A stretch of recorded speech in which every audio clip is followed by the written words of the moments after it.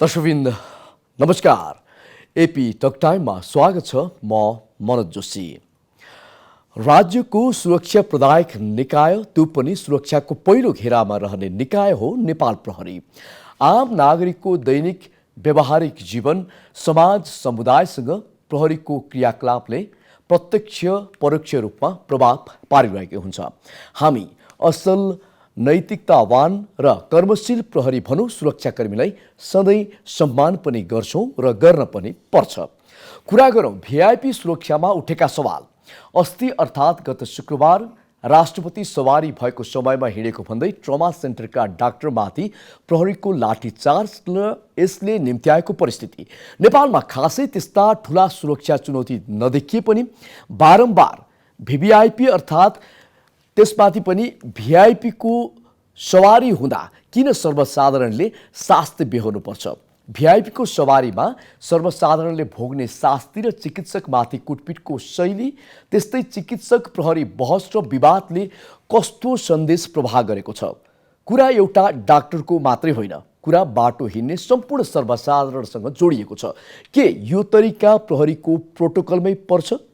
को सही को गलत, त्यो सो मूल्याङ्कन गरौँ। त्यस्तै हामी जोड्नेछौँ नेपाल प्रहरीको करियर प्लान सङ्गठनमा राजनीतिक हस्तक्षेपले निम्त्याएको परिणाम के? हामीसँग हुनुहुन्छ केशव अधिकारी, उहाँ अवकाश प्राप्त डिआइजी अर्थात् प्रहरी नायब महानिरीक्षक हुनुहुन्छ। सर स्वागत छ यहाँलाई। धन्यवाद। कस्तो छ, आराम हुनुहुन्छ? ठिक छ। अब मैले अलिकति चर्चा गरिहालेँ। अहिलेको चर्चाको विषय, विवादको विषय, बहसको विषय बनेको छ चिकित्सक र प्रहरीको एउटा विवाद सिर्जना भएको छ। यहाँ एक अवकाश प्राप्त सुरक्षा अधिकृत 30 वर्ष नेपाल प्रहरीमा सेवा गर्नुभयो र सुरक्षाका विषयमा गहिरो दखल पनि यहाँले राख्नुहुन्छ, भनौँ अपडेट लिनुहुन्छ। यसै विषयमा अहिले विवाद र बहसको विषय प्रहरी र चिकित्सक विवाद। राष्ट्रपतिको सवारीका क्रममा ट्रमाका डाक्टरमाथि प्रहरीको लाठीचार्ज सामान्य मान्ने अथवा गम्भीर? घटना गम्भीर हो होइन, तर घटना घट्नुभन्दा अगाडिको कुराहरू पनि जोड्दा राम्रो हुन्छ जस्तो मलाई लाग्यो। जस्तो भिभिआइपीको सवारी हाम्रो देशमा होइन, सवारी चलाउँदाखेरि राजकीय हुन्छ, औपचारिक हुन्छ, अनौपचारिक हुन्छ र तपाईँको फ्यामिली भ्रमण पनि हुन्छ होइन। राजकीय सवारीमा सुरक्षा रणनीति जसरी बनेको छ त्यो अनुसार सवारी चल्दा कसैलाई आपत्ति हुँदैन। हिजो पनि सडक प्रयोगकर्तालाई आपत्ति थिएन होइन, अस्ति पनि चाहिँ नि यदाकदा विरोध भए तापनि जनताले स्वीकारेकै छन् र भोलि पनि हुँदैन। तर यहाँ त कस्तो भयो भन्दाखेरि सवारीको नाममा फेरि हामी भिभिआइपी पनि यति सस्तो भइदियौँ, जुनसुकै कार्यक्रममा पनि गइदिने। हाम्रो वस्तुगत धरातल पनि हेर्नु पर्यो होइन। हामीले ट्राफिक व्यवस्थापन गर्न सकेका छौँ कि छैनौँ? यातायात नीति, सवारी आयात नीति जुन छ नि त्यो त आफ्नो ठाउँमा छँदैछ होइन, बेथिति छ त्यहाँ होइन।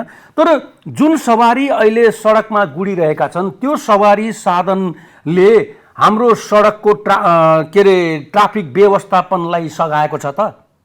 र त्यो क्षेत्रमा काम गर्ने महानुभावहरूले होइन, तपाईँको प्रहरी होला, यातायात व्यवस्था विभाग होला, ट्राफिक होला होइन, त्यहाँ खटिएका प्रहरीले पनि ट्राफिक व्यवस्थापनमा आफ्नो सामर्थ्य अनुसार गरिरहेको व्यवस्थापन यथेष्ट छ त भन्ने कुरालाई हामीले कहिले पनि संज्ञानमा राखेनौँ, जानकारीमा राखेनौँ।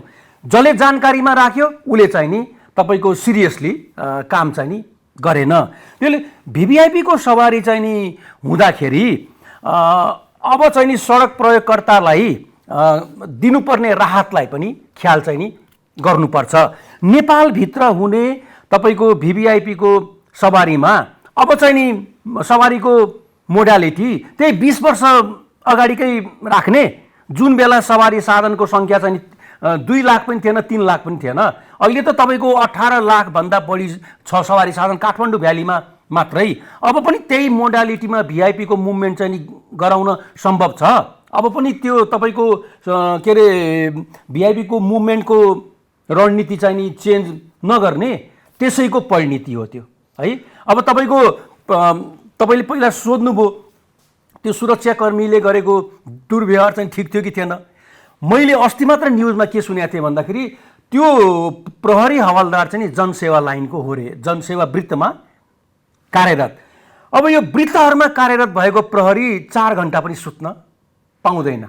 हेर्नुहोस् है, मलाई लाग्छ त्यो प्रहरीमा पनि तपाईँहरूले अनुसन्धान गर्नुभयो भने त्यसले चाहिँ नि थकान चाहिँ नि मेट्न नपाउँदै फेरि चाहिँ नि तपाईँको भिआइपीको व्यवस्थापनको लागि सडकमा आए जस्तो मलाई लाग्छ। सर यसको जिम्मा कसले लिने? म तपाईँलाई भन्दैछु यो अवस्थामा तपाईँको त्यो व्यक्ति शारीरिक र मानसिक रूपले त्यो चाहिँ नि प्रेसरमा हुन्छ, स्ट्रेसमा हुन्छ, उसले राम्ररी सर्भिस डेलिभरी दिन सक्दैन। अब जिम्मेवारी कसले लिने? समग्र त राज्यले लिनु पर्यो नि। वर्किङ आवर कायम गर्ने, केही समय अगाडि 1.5-2 वर्ष अगाडि त चाहिँ आयो पुरा बहसमा।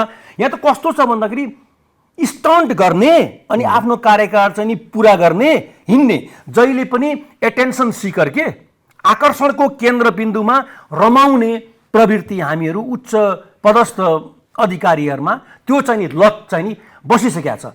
त्यो बेला पनि के आयो? प्रहरीको चाहिँ नि फिल्डमा खटिने कर्मचारीहरूको वर्किङ आवर चाहिँ नि बढी भयो है।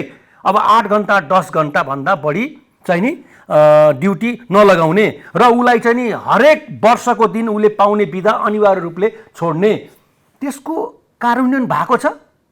म त भन्छु, म ग्यारेन्टीका साथ भन्छु भएको छैन। सर कति घण्टासम्म ड्युटी गर्नुपर्छ एउटा सामान्य प्रहरी कर्मचारीले? नर्मल अवस्थामा पनि 5 घण्टा पनि सुत्न चाहिँ पाउँदैन। वृत्तको तपाईँको स्टाफ एजेन्सीका कर्मचारी त 10 to 5 हो होइन, तर लाइन एजेन्सीमा काम गर्ने जस्तो फिल्डमा काम गर्ने कर्मचारी मलाई लाग्छ अझ काठमाडौँ भ्यालीको कुरा गर्ने हो भने 4 देखि 5 घण्टा पनि सुत्न चाहिँ पाउँदैन, बढीमा चाहिँ 4 आवर होला। त्यो जनसेवा वृत्तको प्रहरी हलदार मलाई लाग्छ मेन्टली र फिजिकली त्यो चाहिँ ड्युटीको लागि तयार थिएन। भनेपछि प्रेसरमा थियो, त्यो प्रेसरले उत्पन्न गराएको यो एउटा घटना। यो घटना तपाईँले कारण के भनेर सोध्नुभयो, एउटा कारण त मैले दिएँ।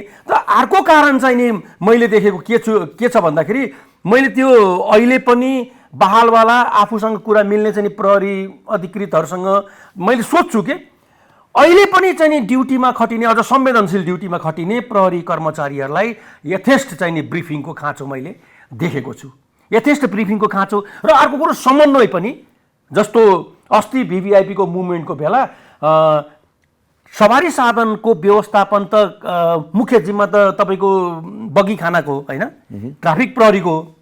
यहाँ त कस्तो भयो भने सिभिल प्रहरीले पनि रोक्न नहुने सवारी साधनलाई रोक्ने होइन, घन्टौँसम्म चाहिँ नि रोकिदिने।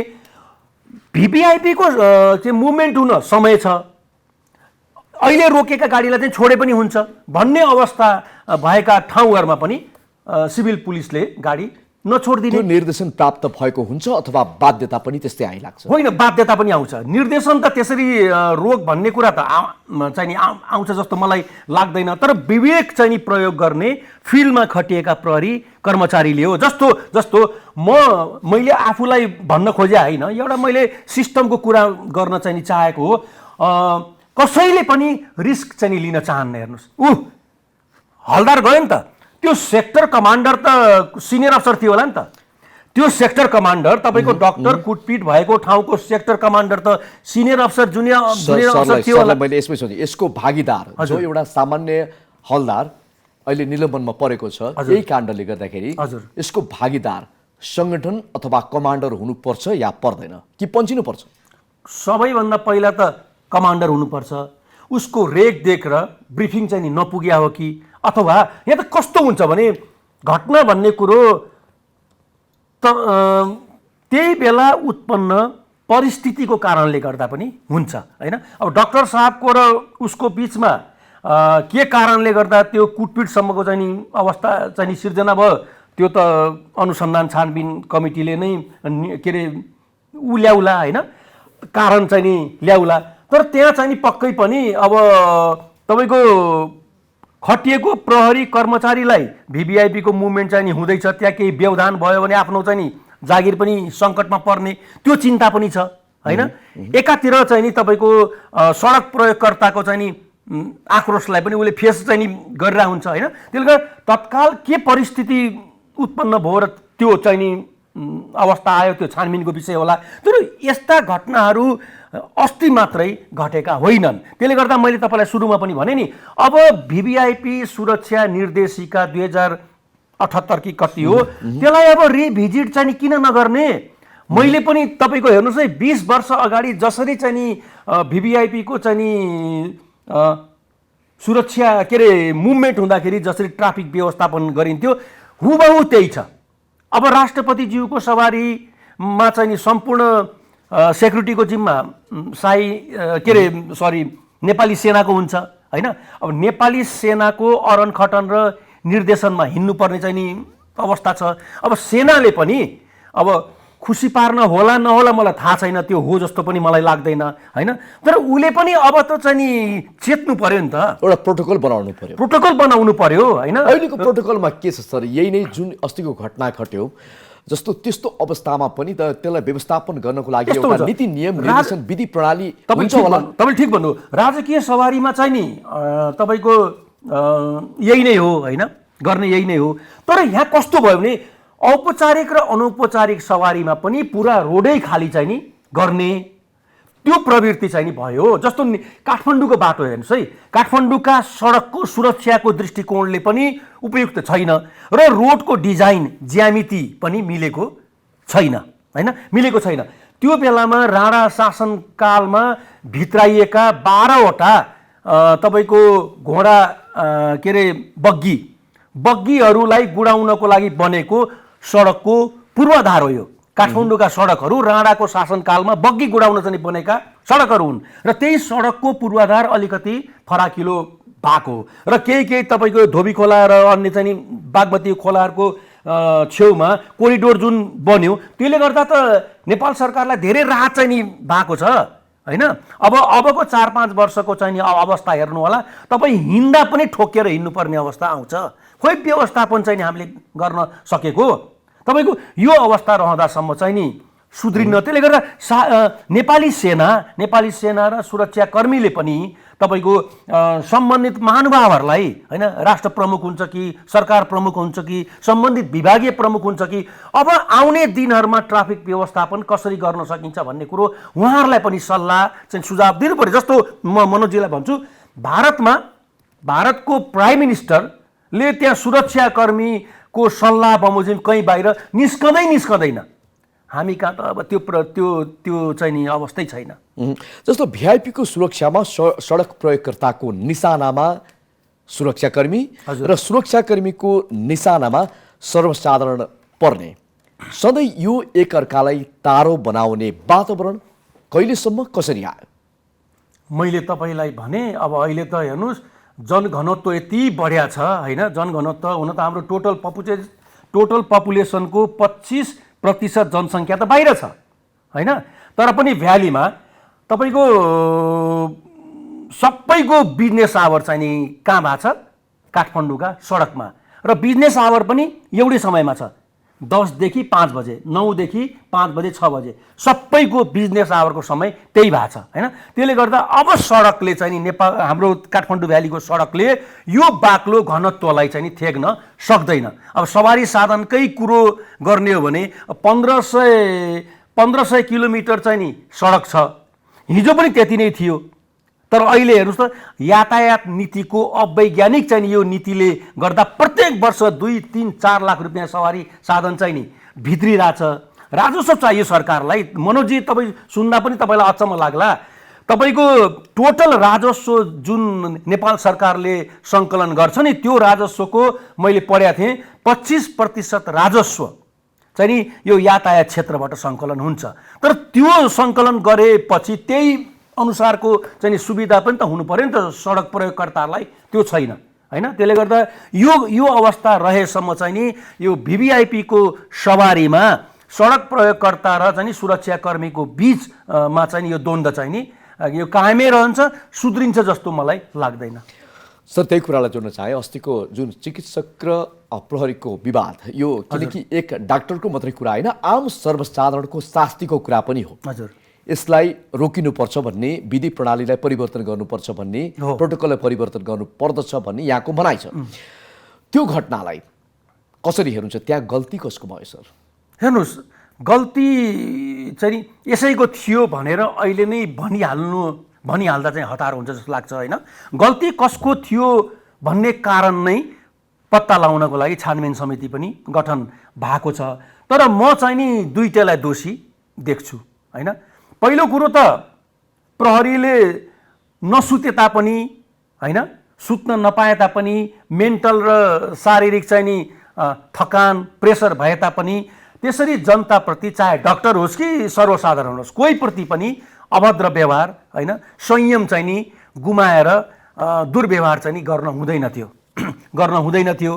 हुन त सुरक्षाकर्मी, अहिले बहालमा रहेका सुरक्षाकर्मीले हलदारमाथि नै सम्पूर्ण दोष चाहिँ नि थोपरिरहेको मैले देखेको छु। यो जिम्मेवारी पन्छाउने बाहेक केही पनि होइन होइन, देखिरहेको छु। त्यो हदसम्म पनि हलदारलाई चाहिँ नि के अरे दोषी अहिले नै प्रमाणित गरिहाल्न हुन्छ जस्तो उहाँहरू पन्छिनको लागि अहिले एउटा सामान्य कर्मचारीलाई, प्रहरीको कर्मचारीलाई दोषी बनाइयो। दोषी बनाएको मैले आज पनि बिहान चाहिँ टेलिभिजनको न्युज हेरिरहेको थिएँ। आज पनि एकजना अधिकृत चाहिँ नि बोल्दै हुनुहुन्थ्यो। सर यो न्यायोचित छ सर? यो न्यायोचित छैन। हामी सडक प्रयोगकर्ता पनि इमान्दार छौँ भन्न खोजे होइन मैले। फेरि सडक प्रयोगकर्तामा पनि राज्यमा नीति बनाउनेहरू प्रति उहाँ जुझ्न सक्दैनन्। नागरिकहरू ठुलो हेरेर तपाईँको गाली गर्ने बाहेक, अरू सामाजिक सञ्जालमा चाहिँ तिक्तता पोख्ने बाहेक उहाँले केही गर्न सक्नुहुन्न। आक्रोश पोखिन्छ कहाँ त भन्दाखेरि त्यो तल्लो दर्जाका चाहिँ नि प्रहरी कर्मचारीहरू जो सडकमा उहाँहरूकैलाई चाहिँ सुरक्षा दिन खटिएको हुन्छ।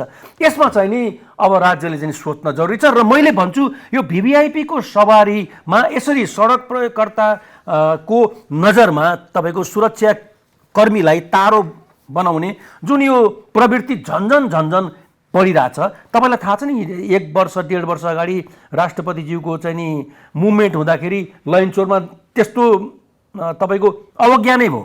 सुरक्षा घेरा तोडेर सवारी साधन चाहिँ नि बाटोमा आयो। त्योभन्दा ठुलो चाहिँ नि दुर्घटना चाहिँ भोलि हाम्रो सडकमा नहोला भन्न सकिँदैन। त्यो समयमै चाहिँ नि सोच्न जरुरी छ। र सुरक्षाकर्मीहरूले अब भिभिआइपीज्यूहरूलाई पनि अब हजुर हामीले ट्राफिक व्यवस्थापनको हजुरहरूको मुभमेन्ट हुँदाखेरि चाहिँ नि यसरी चाहिँ नि रणनीति बनाउँदा ठिक हुन्छ भनेर अब हिम्मत गर्न सक्नु पर्यो, बोल्नु पर्यो। पहिला जुन सवारी हुन्थ्यो राजाका नाममा, त्यसले एउटा बोर्डरलाई शून्य बनाउँथ्यो भन्ने सुनिन्छ। अहिले फेरि जुन दलका नाममा दोहोरियो त्यही प्रवृत्ति एक किसिमको कुठाराघात भइरहेको छ। भन्दाखेरि एम्बुलेन्सभित्र तडपिएका जति पनि बिरामी छन् उनीहरू गन्तव्यमा जान पाउँदैनन्। परीक्षा दिन हिँडेका विद्यार्थीहरूको एउटा भाग्यमा बन्चरो आइपर्छ। त्यस्तै कति पुरुष एउटा जिन्दगीको दोसाँधमा रहेकी, आफ्नो प्रसव पीडामा रहेकी महिलालाई भेट्न जानको लागि पनि त्यसरी चाहिँ सवारी रोकिदिँदा उनीहरूलाई एउटा चाहिँ पीडामा त्यो समय जो गुजार्नु पर्ने हुन्छ, के हुन्छ कसो हुन्छ थाहा छैन। यो जवाब चाहिँ कसले दिने हो सर? अन्तर्राष्ट्रिय अभ्यासको विपरीत हो। यो यस्तो गम्भीर कुरामा किन चाहिँ ध्यान? यो अन्तर्राष्ट्रिय अभ्यासको विपरीत हो। विदेशमा यो प्रवृत्तिलाई चाहिँ नि त्यहाँको ऐन कानुन नियमले चाहिँ नि मान्दैन। यो त अन्तर्राष्ट्रिय अभ्यासको विपरीत हो। भिभिआइपीको नाममा तपाईँको अत्यावश्यक सेवाका चाहिँ नि कर्मचारीहरू, अत्यावश्यक सेवाका चाहिँ नि सवारी साधनहरूलाई प्राथमिकता दिन्छ। हो, भिभिआइपीको सेक्युरिटी थ्रेटलाई मध्यनजर राखेर होइन, त्यसमा केही सुधार गर्नुपर्छ भने गर्नु पर्यो। तर सुरक्षा थ्रेट चाहिँ नि छैन भने त्यसरी तपाईँको अत्यावश्यक सेवाका सवारी साधनहरूलाई, व्यक्तिहरूलाई त्यसरी रोक्न चाहिँ नि मिल्दैन। कि त तपाईँले त्यो रुटै चाहिँ नि चेन्ज गर्नुहोस् न। एउटै मात्र रुट त कहाँ छ र? वैकल्पिक मार्गहरू पनि छन् त।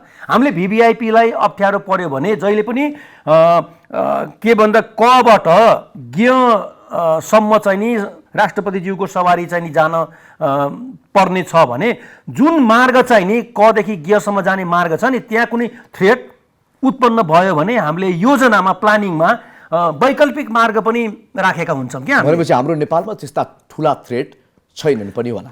कसरी हुन सक्छ? म त बाह्य र आन्तरिक थ्रेटै देख्दिनँ। म त मैले पनि अध्ययन गर्छु, दैनिक मैले तपाईँको न्युजहरू पढ्छु होइन। तर मैले त यो के अरे भिभिआइपीहरूलाई नेपालमा आन्तरिक र बाह्य थ्रेड चाहिँ छ जस्तो मलाई लाग्दैन। सर एकदम संक्षिप्त जवाफ दिनु होला।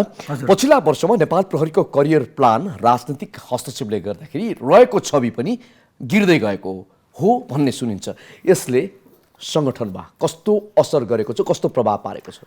सबैभन्दा पहिला म तपाईँलाई जानकारी दिउँ, मैले रिसेन्टली अध्ययन गरेको थिएँ। अहिले प्रहरी निरीक्षकको आजभन्दा 10 वर्ष अगाडि तपाईँको 40 जना प्रहरी निरीक्षकको लागि विज्ञापन आह्वान गर्यो भने हजारौंको सङ्ख्यामा चाहिँ आउँथ्यो। अहिले हेर्नुहोस् त त्यो कति खिएको छ। यो संस्थाप्रति आकर्षण नै देखेनन् युवाहरूले। यो दुर्भाग्यपूर्ण हो। नेताजीहरूको लागि त केही पनि छैन। सङ्गठनमा काम गर्ने जसले भविष्य चाहिँ मेरो यही सङ्गठनमा छ भनेर करियरको चाहिँ प्लान गरेर चाहिँ आएका प्रहरी अधिकृतहरूको लागि यो दुर्भाग्यको चाहिँ अवस्था हो। युवाहरूको आकर्षण नै यो संस्थाप्रति चाहिँ घटिरह्यो। तपाईँको वृत्ति चाहिँ सुरक्षा होला, करियर चाहिँ सुरक्षा होला भनेर न तपाईँ चाहिँ आउनुहुन्छ कुनै पनि सङ्घ संस्थामा। तपाईँ चाहिँ अहिले यो संस्थामा आउनुभएको छ, AP1 मा अन्य संस्था पनि छ, तपाईँले यो संस्थालाई चुनेर आउनुभयो, तपाईँको नि आफ्नो कारण होला नि त। त्यसले यो अवस्था छ। आफ्नो व्यक्ति जहाँ उभिएको छ, राजनीति दरबारको तपाईँको नेताहरूको दरबारको नेरफेर तपाईँको परिक्रमा गरिराख्ने, नेताहरूलाई हरिद्वार सम्झेर पुजिराख्ने व्यक्तिहरू, सङ्गठनमा चाहिँ नि छिरेका त्यस्ता व्यक्तिहरू जहाँ उभिएको छ नि त्यो व्यक्ति, त्यो चाहिँ नि प्रहरी अधिकृत, त्यहीँबाट सिनियरिटी चाहिँ कायम हुन्छ। अनि योग्यता, क्षमता यस्ता विशेषणहरू चाहिँ छ नि त हाम्रो प्रहरी नियमावलीमा पनि जोडिन्छ हैन सर? लेनदेन पनि अब मैले त्यस्तो नभोगेको हुँदा छन छ प्रहरी भुक्तभोगी प्रहरीहरूबाट पनि मैले चाहिँ सुनेको छु हैन। म प्रहरी सङ्गठनमा हुँदा पनि म चाहिँ नि अब एसएसपीबाट डिआइजी चाहिँ नि हुँदाखेरि कुनै होटलमा बोलाएर डिमान्ड चाहिँ नि नभएको होइन। मैले त्यसमा वास्तै केही गरिनँ। प्रहरी महानिरीक्षकले अडान चाहिँ नि लिनुभयो, म चाहिँ नि डिआइजीमा बढुवा भएँ। यदि उहाँले अडान चाहिँ नि नलिएको भए म हुन्थेन होला सायद है। म र एकजना साथीलाई बोलाएर होटलमा बार्गेनिङ पनि भयो। म नाम नलिउँ, अहिले समय आएपछि चाहिँ बोलौँला। त्यो यो हुन्छ, यो मैले पनि भोगेको हो यो कुरा होइन। यो हुन्छ। तर यहाँ कस्तो भयो भन्ने अब हेर्नुहोस् त, हरेक वर्ष 6 देखि 7 हजार प्रहरी अधिकृत, जुन प्रहरी अधिकृतले अब चाहिँ नि सङ्गठनलाई चाहिँ नि योगदान दिनुपर्ने समय आएका प्रहरी अधिकृतले सङ्गठनलाई बाई गरेर हिँडिरहेछ। कति लस भयो हेर्नुहोस् त। राज्य कोषमाथि कति भार चाहिँ थप्यो, कति लस चाहिँ भएको छ, त्यो कसैले हेक्का राखेको छ। र आउने क्रम हेर्नुहोस्, यही क्रम चाहिँ जारी रह्यो भने आउँदा चाहिँ नि भावी दिनहरूमा पनि प्रहरीहरूले चाहिँ नि सङ्गठनलाई बाई गरेर हिँड्ने क्रम चाहिँ नि एकदमै बढ्छ। यो चाहिँ नि 49 सालबाट नेपाल प्रहरीमा भित्रिएको राजनैतिक हस्तक्षेप आजको दिनसम्म पनि अनवरत चाहिँ नि निरन्तरता चाहिँ यसले पाइरहेको अवस्था छ। भनेपछि कुनै नेता अनुकूल काम गरिदिने र उनीहरूको अनुसार काम गर्दा उनीहरूले पनि फाइदा लिने, भनेपछि नेताको दरबार चाहने भन्नुभयो यहाँले, त्यसको कुरा पुष्टि गरिसकेको छ। एकदम। म तपाईँलाई भनौँ, केही समय अगाडिको त तपाईँले पनि न्युजहरू पढ्नु भएको छ, तपाईँले यहाँ इन्टरभ्यू नै लिनुभयो होइन, केही व्यक्तिहरूलाई बोलाएर 16 एउटा व्यक्ति, जुन एउटै सङ्गठनका व्यक्तिलाई आइजी बनाउने उद्देश्यले तत्कालीन होइन पोलिटिकल नेतृत्वबाट होइन तपाईँको के अरे नेपालको राजनीतिमा त्यो बेलामा गभर्मेन्टमा चाहिँ नि प्रभाव चाहिँ नि राख्न सक्ने व्यक्तिले, डिप्युटी प्राइम मिनिस्टरले चाहिँ नि एकजना व्यक्तिलाई चाहिँ ल्याउनु भयो, एआइजीमा लिएर आउनुभयो। उहाँलाई ल्याउनै हुन्थेन होइन, के विलक्षण प्रतिभा उहाँमा थियो र ल्याउनै हुन्न थियो। हामीले पनि देखेका छौँ विलक्षण प्रतिभा के थियो र ल्याउनै हुन्न थियो। ल्याइसकेपछि अब सरकार परिवर्तन भयो।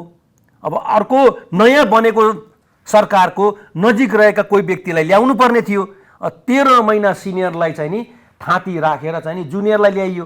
पहिला त उहाँलाई नै ल्याउन चाहिँ हुन्न थियो। भनेपछि हामी प्रहरी अधिकृतहरूले नै राज्य सञ्चालकहरूलाई नाडी छाम्न दियौँ। हामीले नै आफ्नो क्षमतालाई बन्दकी राखेर उहाँहरूलाई नाडी छाम्न र नाजायज प्रयोग गर्ने सुविधा पनि हामीले नै सर उपलब्ध एकदम गराइदियौँ। 2 मिनटमा सकाइदिनुहोस्। हस्।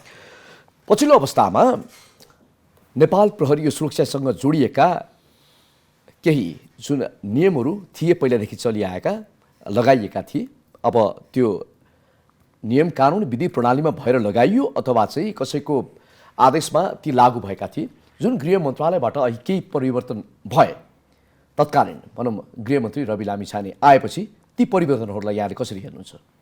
नयाँ होइन, त्यो नयाँ होइन। यहाँ मैले तपाईँलाई अघि भने नि, कुनै पनि व्यक्ति चाहे प्रहरी नेतृत्वमा आओस्, चाहे नेताजीहरू कुनै पदमा आउनुहोस्, सबैलाई के भएको छ भने जहिले पनि चर्चाको चुलीमा बनिरहने, चर्चाको चुलीमा एटेन्सन सिकर के होइन। उहाँको पनि त्यही हो, नयाँ केही पनि छैन। हिजो पनि सुरक्षाकर्मी हटाएकै हो, फेरि आयो र उहाँको पालामा पनि चाहिँ जुन सङ्ख्या दियो नि, यति हट्यो उति हट्यो भनेर उहाँका अनुचरहरूले सामाजिक सञ्जालमा हाले नि, लम्पट अनुचरहरू के, उहाँको मात्रै होइन अन्य नेताहरूको पनि पिछलग्गु लम्पट अनुचर जसलाई केही थाहा नै छैन। सामाजिक सञ्जालमा 2 शब्द राम्रोसँग चाहिँ नि तपाईँको 1 हरफ राम्रोसँग चाहिँ नि लेख्न नजान्ने लम्पट अनुचरहरूकै कारणले गर्दा यो अवस्था आएको। उहाँले हो युवा हो होइन, अब काम गर्ने हुटुटी त थियो होला, 32 दिनमै उहाँ चाहिँ नि बहिर्गमन हुनु पर्यो होइन, तर उहाँले जति कुराहरू ल्याउनु भयो नि, मलाई सोध्नुहोस् न, नयाँ केही पनि होइन। हिजोको पनि गृहमन्त्रीले यो अभ्यास गरेकै हो, सक्सेस चाहिँ नि हुन सक्नु भएन। समग्र प्रणाली नै चाहिँ नि विकृत छ, समग्र प्रणाली नै भ्रष्ट छ। यो अवस्थामा कोही व्यक्तिले नयाँ दिन्छु भनेर आयो भने सक्दैन। यहाँसम्म आएर आफ्ना महत्त्वपूर्ण भनाइ राखिदिनु, त्यसको लागि केशव सरलाई धेरै धेरै धन्यवाद। धन्यवाद। दर्शकवृन्द, आज हामीले कुराकानी गऱ्यौँ केशव अधिकारीसँग। उहाँ अवकाश प्राप्त डिआइजी अर्थात् नेपाल प्रहरीका प्रहरी नायब महानिरीक्षक हुनुहुन्छ। AP1 हेर्दै गर्नुहोला। नमस्कार।